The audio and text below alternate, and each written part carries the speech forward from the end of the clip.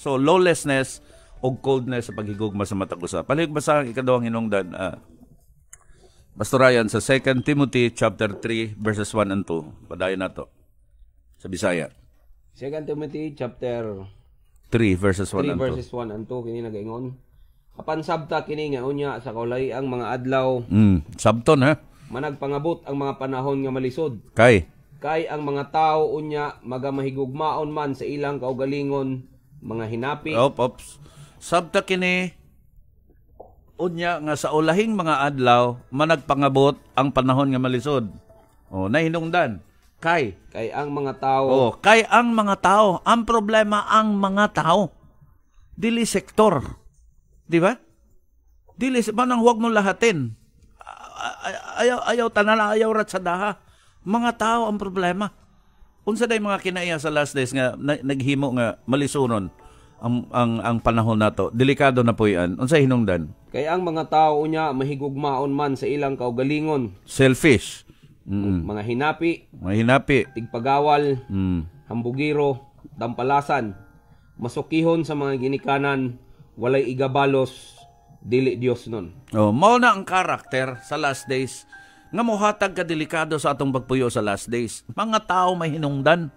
Dili sistema sa gobyerno, kay bisag maayo pang sistema sa gobyerno, bisag maayo pang sistema sa mga pulis, bisag maayo pang sistema sa mga sundalo, oras nga dunay lawlessness nga mismong enforcer may mo lapas.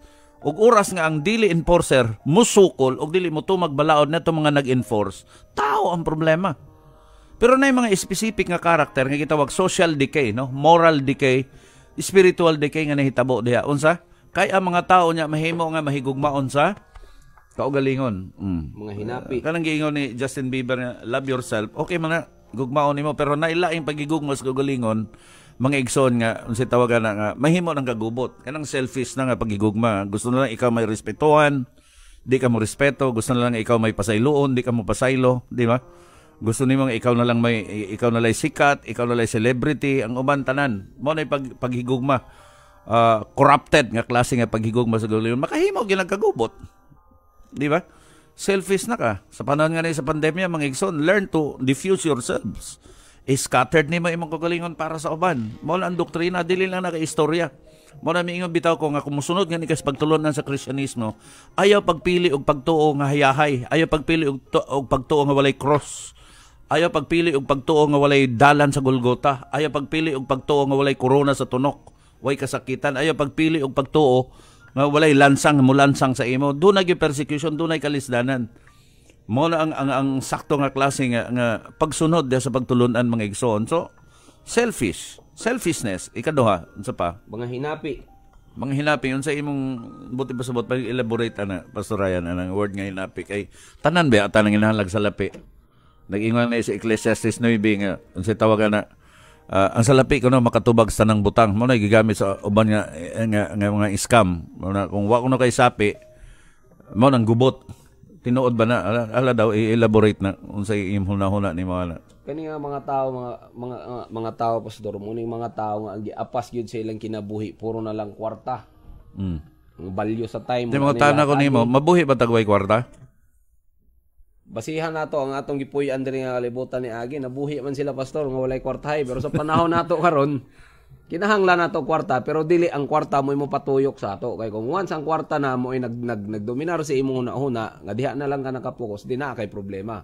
Diha na mo pasok nang giingon nga mga hinapi, nga ultimo ang oras para sa imong pamilya, imo pang gipangita, oras nga ipahulay sa imong lawas, imo pang gipangita aron makakwarta ka, nahigugma na ka sa salapi, din do na nay problema sa imong kaugalingon. Sabi nimo kining salapi, dili na dawtan mga igsoon, makatabang na. Pero the love of money, ang bugtong lang yun nga mo level sa Dios, nga mismo ang Ginoong Kristo nagsulti is you cannot serve God and mammon. Ang mammon man ay spirit sa salapi. Di ko nakakasilbi sa Dios og sa mammon. Mo na espiritu sa salapi. Ang tao mga igsoon mabuhi kung walay salapi. Gikan pa sa sinugdanan gibuhat sa Dios, gininhawa ang hinungdan. Tika sila og yuta. Ang salapi may abot na pagdagsang na sibilisasyon. Di ba? Ang salapi mga igsoon mo na nagamit nato karon makapalit ang pagkaon, pero ang pagkaon natong gipalit nga nagbuhi sa ato gikan sa yuta, gikan sa Ginoo. Nasunugan ng salapi og magtanom ka, naara gihapon, di ba? Sunugan ng salapi bisag wa pa kay sapi. kung ikaw magkugi, mukakaon gihapon kagikan sa yuta. Pero kinahanglan nato practically. Pero not to the extent nga mo kining salapi mahinungdas kagubot. Unsa hinungdas kagubot? Ngano ang salapi hinungdas kagubot? Ako di ra ba ko ambot mo to baka na pastorayan nga kung ang pamilya ko na untaw ko na salapi, si tawagan na malinaw lang kinabuhi. Mo to baka na dili Pastor Dongoy, di na unta ta kabalita diya sa atong TV, radio, diya sa atong social media nga mga kwartahan nga anak nagpinatyanay tungod lang sa irehensya sa kanan. Mora ba yun ay number 1 nga issue diri sa kalibutan. Mga magsuon, no? Oo, mo na nang giingon nga namugnaw ng gugma nila, Pastor Dong. Si Kainog si Abel Bitaw magsuon. Pero lain ba tong ilang issue? Pero kung imong mabasihan sa atong pagpuyoan niya kalibutan, diha gyud mo pasok kanang pagkamahigugmaon sa salapi. Kini pagkamahigugmaon sa salapi, mali mo tukmod sa tao nga usay mangawat. Di kay usahay, usay manulis. Di ba? Mamanahin hinungdan. Basta greed, sobra na ang greed nimo, lover of money ka na, mao na imong ginahuna. Di na kamo ila sa imong pagkatao, ang nasa imong pagkatao gipuli na nimo imong dignity. Gipulihan na nimo sa kwarta. Mao na hinungdan nga dunay mga tulisan. Dunay mga tao nga bisag dili ilang pangawato ng mga butang para lang mo dagsang ug napoy mga tao mga scammer, mangingilad. Tanang mga pamagi buhaton, mao nang nay mga investment nga scam. Tingalan na lang kananungan na kini pong mga tao kay nag-apas lagi, gi-shortcut na lang ang pagkadali, pagkadato. Nag-ingon ang Biblia sa last days, maudagsang ilang kalison. Ato ra bang basulo ng gobyerno nga gipaundang ning mga scam. Abi nimo, illegal man o gawas pa ang imong gihunahuna imo rang kaugalingon. Tanawa bitawa. Sa una di ka kapalit og bugas. Nag-ingon pa ka, way kwarta, mangayo imong anak og bagong sinina ay pila na katuig buslot-buslot na itong iyang sinina. May kagway kwarta. Pero pagtunga sa mga scam, maligya kagkabaw. Apil mga titulo imong ipamaligya. Ay para lang ihatag nimo. Di ba? Pagkahuman ana, nahagsa. Asa ka karon, di nagkagubot. Na mga anak tayo nga ultimo irensya. Tungod lang sa salapi. Ang salapi, dili problema mga igsoon. O dili po kumutuo, nga kining salapi naghatag kalinaw. Kay kung mao pang istoryahan na, mga igsoon naghatag kalinaw, nga namang giaway maning mga magsuong ng dili magkatarong og bahin. Dili po na maghatag natong seguridad. Kay kung mao pa na seguridad, kita hinoy nag-secure sa salapi, mao nang hinungdan ibutang nato sa vault, ibutang sa bangko, mamuhi tagdag kong iro. Kung kano sa nagkadato, tadako atong balay, duduhara, tutulo ka tao, pinili ng tao makasulod. Ay tanawa ning mga kabos, wa ko mag-ingon nga tanang kabos ha. Tanawa ning kinabuhi sa kabos nga simple ra. Dili issue nilang salapi. Doon ay issue of contentment. Na sila'y contentment. Kung unsay nasa nadeha nila, dili dautan nga maghanap ka na. Pero ibutang natong spirit kay moabot yung kalisod. Malisod ka ha, makasilingan ka og kining mahigugmaon na salapi. Di ba? O ultimo imong iro, labi nagmahalon nga iro, delikado, basig di na mo ibaligya na ko niya. Di ba? Yung anak mo na. Hantod nga, sa tawagan na, mulabay ka sa usa ka dapit, nagsakay kag kotse, delikado na. Ang problema na mangingson ng tao lagi, the sin in us, katong sala na naglublob na, itong sa isulti sa Biblia, unsa ko nung hinungdan sa iyong panagubat, nag-ingon sa Santiago, unsa ko nung hinungdan sa iyong panag-away, dili ba katutungod kay kamo mga hakok, doon na may gitinguha nga butang, apan di nyo makuha mo na mo patay ta. Mo na gisulti ni Santiago. So the problem is, us, o kining naasulod nato, may gugmaon sa lapi. Di ba? Unya, dili unta takadungo kung sa lapi pang sulbad, pastorayan, wala unta na yung mga datong nagtubok, di ba? Mga millions. Makahatag ba ka mga example na without... Nagilang nga mga simana, pastor, sa kabukalista sa kasikat nga banda, kung imong tan-aon na siya yung fame, pamilya nga stable, yung pangita stable, kwartahan. Makita sila 30 million in 2 years nga gig nila, pero asa pa ingon, iyang gikuhang, iyang ginabuhi. So di yun guarantee nga kung doon natay kwarta makabaton tag kalinaw. Tinod ang gingon ni Pastor Dong nga kung kano sa ino ang tanang na kwartahan dito pa ta na nanguhag mga tao aron mo gwardiya. Dili para kanato kundi para sa kwarta nga ato. Para kwarta para di makawat, di ba? Nya ato mga anak butangan nag bodyguard, muhi tagdag kong iro ay ganing mga pobre para nato oh. Manghagal patag hold upper. Hold up para ko karyot para makatilaw ko hold up. Ikaw pa'y kasaba sa hold upper. Imo pag yung ipapriso ako'y maando nimo, di ba? Muti ba sabot simplehon lang natong ginabuhi. Dili dautan mangita tag salapi pero ayaw higugmaa na to the extent manglapas na lang ka sa uban. Ikatulo unsa pa tag isulti? Pagawal So dunay moral o deteriorated na ang pagkatao, no? Tigpagawal. Sunod nay synonym na. Hambugiro. Hambugiro maura na. Tigpagawal og hambugiro. Kayabangan, di ba? Abi nimo kanang sa Manila ko kung nagdako. Kadugay na kong Manila. Kanang mga incident diya sa Manila, mga highway, mga traffic incident. Kanang kaning magyaw-yaw nang maghimog senaryo, maghimog eksena ng mga tao niya. Dili na tungod kay gilapasan. Mostly ang kinaiya sa dili nung tanan ha. Mostly tungod man na sa kanang magpa-impress ka ba? Orag nagtan-aw mga tao diya nimo. Nang sa investigador kita ko nga napatay ang lalaki tungod lang kay unsa tawagan na sa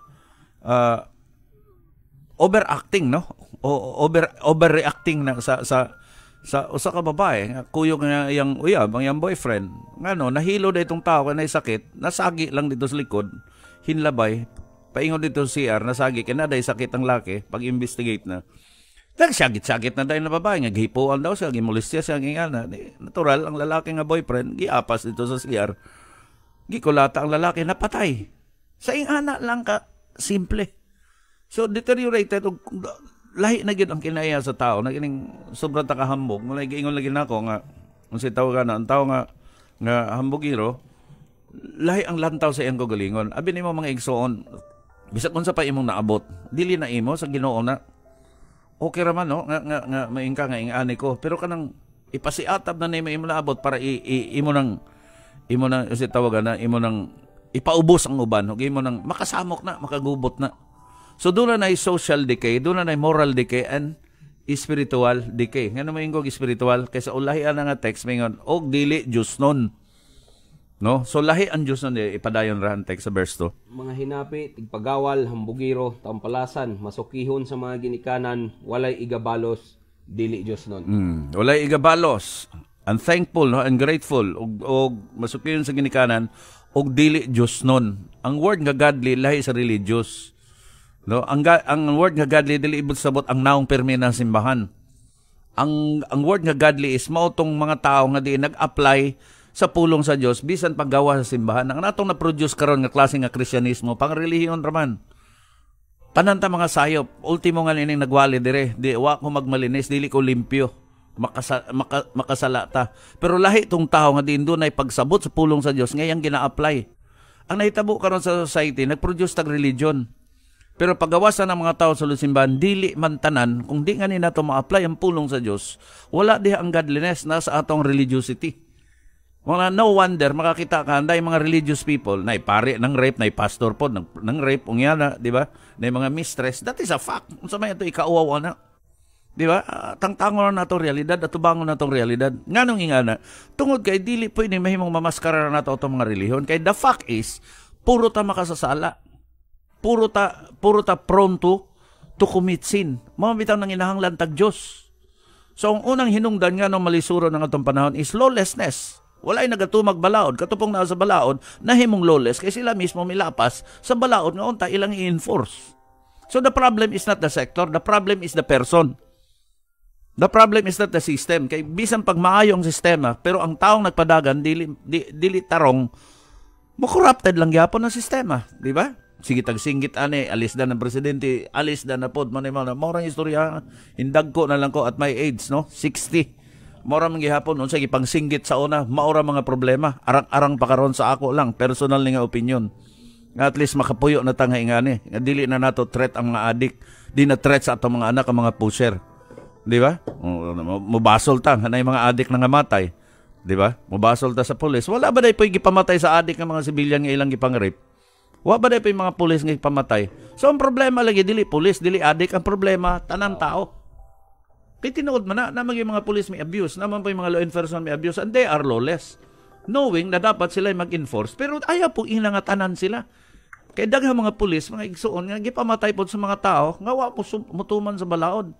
So, ang right nga perspective is, ang problema, dili sektor, dili usa ka grupo, kundi kita.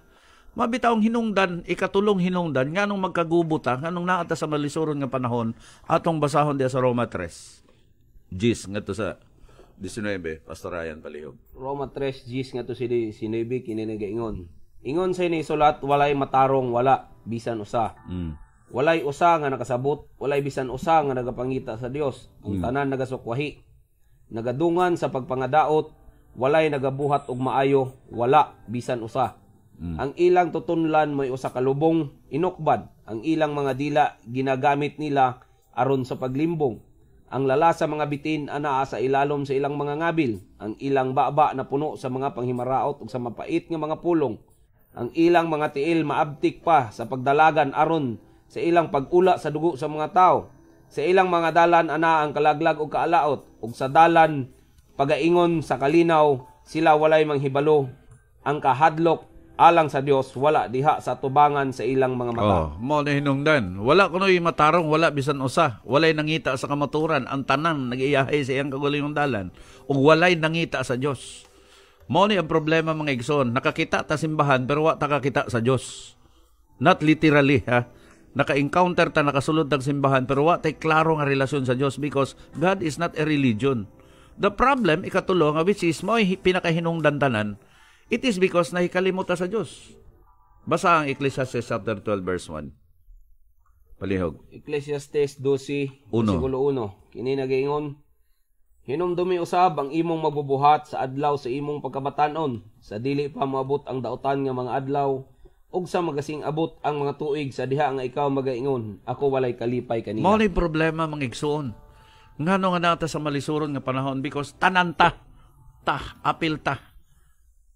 Nahikalimuta sa labaw nato makagagahom. Abi nimo mahikalimot na ngani ka sa labaw nimong makagagahom sa imong gigikanan, sa imong paulian. Sa tag-iya sa atong kinabuhi, mahikalimot ngani ka marong na tanan ang atong interpretasyon, definition una sa atong kagalingon o interpretasyon sa tanang mga panghitabo sa atong kinabuhi. Mituyok ni nga planeta nga halayo sa Dios ug tanan ta nahimulag sa Ginoo. It doesn't mean nga nakatuod ka simbahan nga nakatuod na ka sa Dios. Lahi ang Dios, lahi ang simbahan.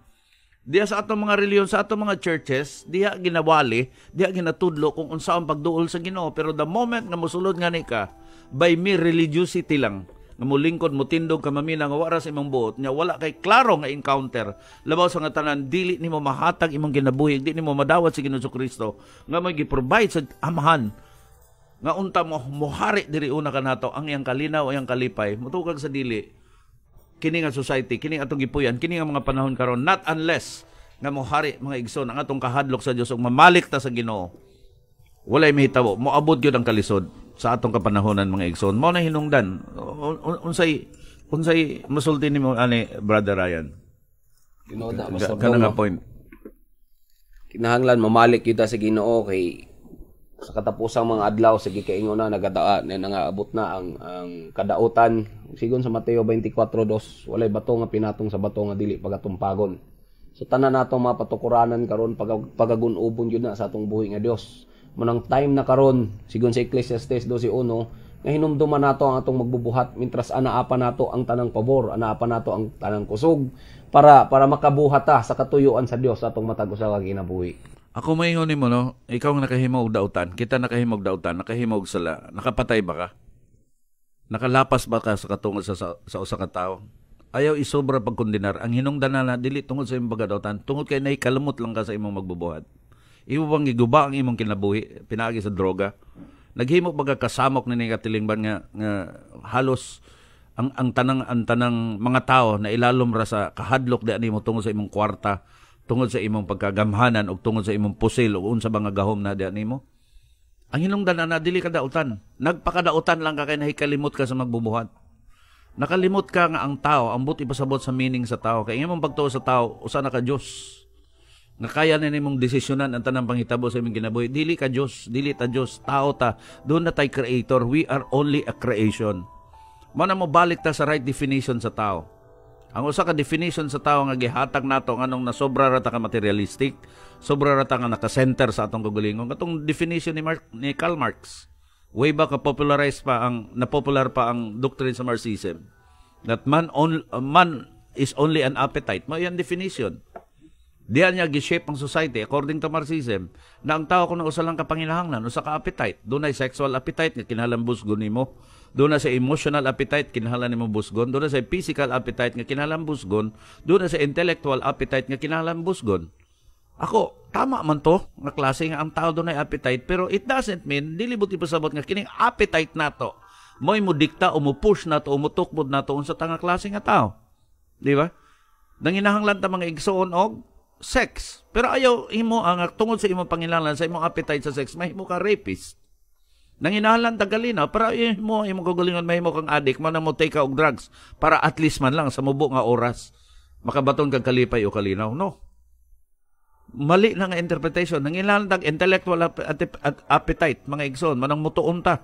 Pero ingla nga dili po ka mutuon sa pulong sa Dios. Manang imong nahibaw-an karon, dagko kay tagranggo, dalho nato sa lapida nga attorney ta, kesyo man imo na doktor ta. Unsa pay atong mga nangaabot, pero wala ta hibang kaagan sa pulong sa Dios. After all, kana tanang mabutangan mabilin man. Ayaw himo ang mahimutang ignorant o ignorante sa pulong sa Ginoo, di ba? So adunay tama nga definition. Kung gusto ta ma-minimize o at least ma-restrain man lang ang kadelikado sa panahon sa dili pa mabalik sa Jesucristo, kay ang totality sa kalinaw nga moabot sa kalibutan inighari na ni Jesucristo sa iyang pagbalik. Total na i-display niya ang theocratic form of government, gadiyan ana ang total nga kalinaw na iyang i-display for 1,000 years. Pero at least kay kita mga asin man diri sa yuta, labi na mga Kristiyanos, kinahanglan nga si tawagan na ma-restrain man lang nato ang corruption, ma-restrain man lang nato ang pagkadubok no sa kalisod sa panahon sa atong society, sa atong pamilya, sa atong kagalingon. Ako na moingon mga igsoon, before you go to church, you must first go to Jesus. Aya ang solusyon na dili simbahan. Kaya ka mga tao na mga taong simbahan, ako na mingon misan yan ang gisulti nga makasala lang gyapon. Ang solusyon ana moadto sa takang Ginoong Kristo. Siya ang gi-provide sa Dios. Mubalik ta sa pagtuo sa Ginoo, kay ang right nga definition sa pagkatao is man, according sa Greek word anthropos, meaning one who looks upward. Usa ka linala nga kanunay nagalantaw sa itaas. Nganong milantaw sa itaas kay gikan ta kaniya nga nasa itaas o gawas kaniya. Wala tay mabuhat sa atong kagalingon. Kung inganang aning definition nimo sa imong kagalingon, kung nakay right nga definition sa imong kagalingon, right pod ang imong expression diri sa yuta. Dili na kinahanglan mahimo ka religious to make you godly. Importante na kay relasyon sa Dios. And Christianity is not a religion, neither a denomination. It is a relationship between you and your God. Morning kinabuhi na ako sa una, o sa kaadik, o sa kapuser, o sa kakawatan, wa pa sa Ginoo. Ano, ikauwa man nato na si Pablo bitaw, mamatay tao man. Wa ko maingong hingpit na koron, wa ko mag-ingon di ko makasala. Pero lahi ang kinabuhi sa dang ma-encounter nato si Jesus Christ. Mo decide ta nga ming Ginoong imo akong kinabuhi. Pasaylo ako sa akong sala. Siya lang bugtong makalimpyo nato, siya lang makahatag nato kalinaw sa atong kagalingon. Once na si Ginoo Kristo diha sa imong kasing-kasing, regardless sa mga panghitabo externally, doon na kay peace, doon na kay kalinaw, way makatandog nimo kay imo na. Dalhon nimo na hangtod kamatayon. Og dili lang hangtod kamatayon, kundi hangtod sa pikas nga kinabuhi. Mo na importante sa mga tao, nato tanan, kamo mga naminaw na ko karon, nga doon na tay relasyon sa atong labang makagagahom. Og gipadala na samahan si Ginoong Kristo na karon sa imong tapad, nakakita nato kaning tag-iya sa atong kinabuhi. Nangimbita siya, umari kamong tanan gikapuyan gibugatan. Kamong nangahadlok, kamong wala kay balo sa inyong kaugmaon. Ako ang sulbad, Jesus is the answer.